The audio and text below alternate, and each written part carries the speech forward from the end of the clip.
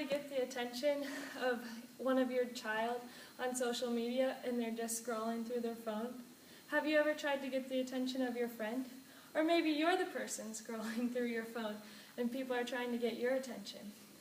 When I went to Chicago with 11 junior high teenagers who were asked to put their phones away for a week on a mission trip, I saw an increasing problem that they would not want to give them up. They wanted to be on social media and they continued to ask for their phones back so they could go back to their phones and to social media.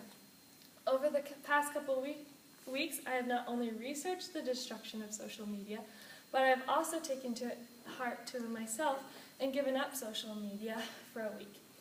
I realized that I wanted to re-download it to go back onto Instagram to see what my friends were doing and re-log into Facebook to check social media as well. But I also realized that I had an increased self-confidence, an enjoyment of life, and more conversations with people since I wasn't looking at my phone. Today I will explain the deeper issues of social media and the effects it not only had on me, but the lasting impact it has on teens today. In return, I hope to persuade you to limit the amount of social media you use or that you let your child use. Let's now take a look at the undoing effects that social media has on teens and the reasons to reduce it. One reason we should decrease social media from a teenager's life is it can limit their social and communication. Arnold Brown, author of the journal Futurist and a chairman of a large corporation, explains one way social media has an impact on teens' communication is that social media is keeping teens from enjoying the here and now. Teens are constantly looking at their phones, and so they're not enjoying the present with their friends because they're looking at Facebook of what their other friends are doing and wishing they were there. They have a fear of missing out with other people. Another way social media has affected teens communicatively is damaging a teenager's face-to-face communication. Catherine Stainer-Adair, a clinical psychologist, a school consultant, and author of the journal Independent School, states teens no longer are comfortable with talking face-to-face or spontaneously in conversation. Many students have an increasing sense of social anxiety about hanging out and socializing face-to-face. Teens no longer know how to effectively socialize with their peers and adults because they only know how to do it through the screens. Catherine Stainer-Adair also describes of a study that UCLA gave.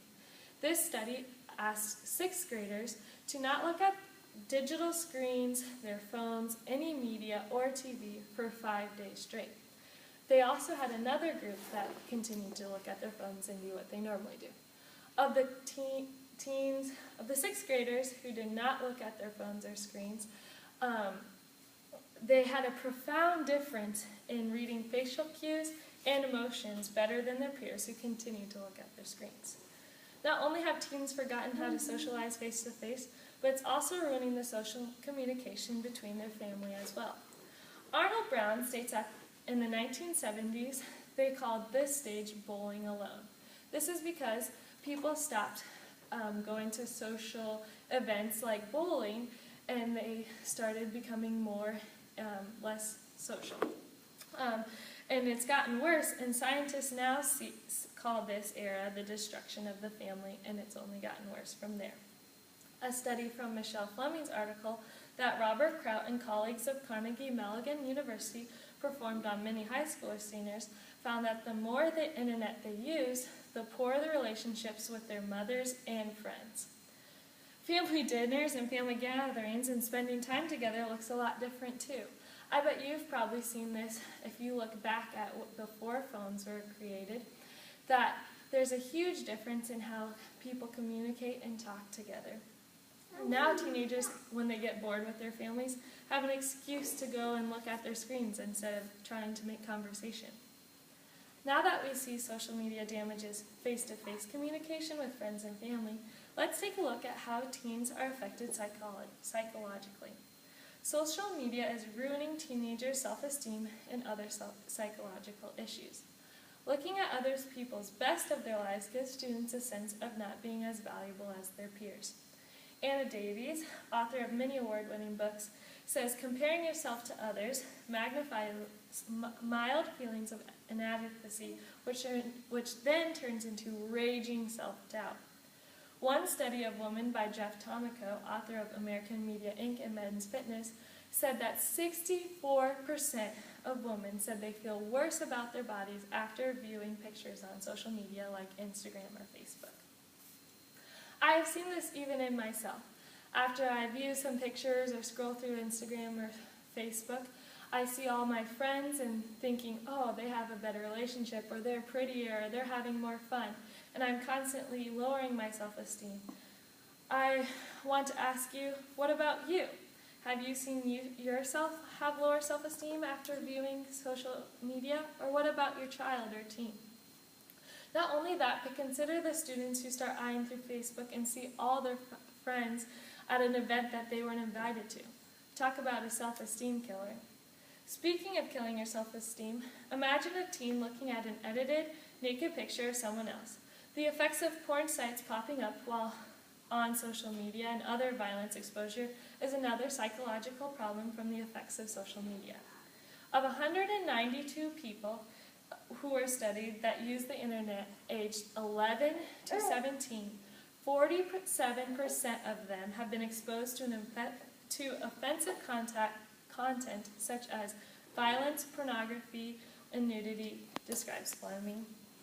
I want to stop and take a moment to not let this just be a statistic that you've heard. Think about it. 47% is almost half the student population seeing things they shouldn't see. If you have 2 children, probably one of them has seen it if they're aged 11 to 17. Of the 6 guy friends I know, all of them have said that pornography has affected them negatively. Viewing pornography can lead to addictions and make marriage harder later on in life. Fleming also describes that the use of internet can lead to other psychiatric symptoms like anxiety, hostility, and obsessive compulsivity. Now that we have taken a look at the effects of both social and psychological effects of social media, let's take a look at the effects it has on schools. Social media is becoming a major problem and hindrance in learning and in cyberbullying throughout school system. Social media is becoming a distraction within and outside the classroom because teens are on social media instead of listening in the classroom or doing their homework when they are at home. Catherine Stenner-Adair says many teens lose hours of sleep and study time because of their addiction and checking of social media. Senior Adair explains this is because the worry about what people are saying runs day and night. You can probably relate to this. Have you ever just been about to go to sleep and been on your phone and just scrolled through social media one last time before you go to bed? How many hours has it lost you of sleep? Or maybe you've seen your teen as well looking at social media instead of doing their homework. Not only do teens check social media at night, but they check it constantly throughout the day.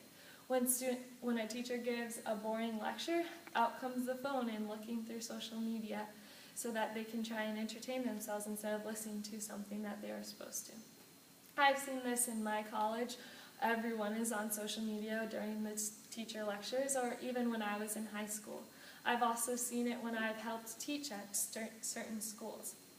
Social media is also affecting students who are getting bullied by things students would never say face-to-face, but they can do it online.